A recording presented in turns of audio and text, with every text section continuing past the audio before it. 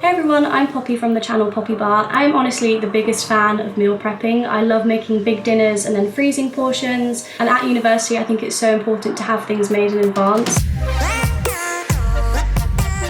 This was honestly such a staple of mine last year. Anytime I had an early lecture, I would make one the night before and then bring it with me and then usually eat it in the library after my lecture. It's so good, so filling, and it's really quick to make, so even if you forget to make it the night before, you can make it in the morning and grab it, or you can make a big batch because it lasts in the fridge for a few days, so you could make, a couple of days in advance and then you don't even have to think about it the night before.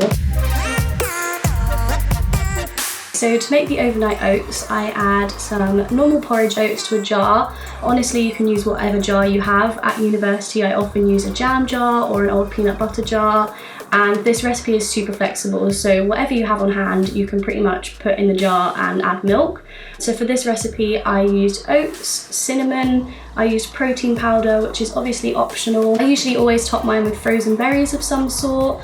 Frozen are so much better than fresh because they're a lot cheaper usually, and it means that you don't waste any food. I then top the oats with some non-dairy milk and give that a really good stir before adding my toppings. So usually I always add some sort of fat. In this case it was some almond butter. Peanut butter works great, or a handful of nuts or chia seeds or anything you have in your cupboard. And then I always add something to sweeten mine up as well.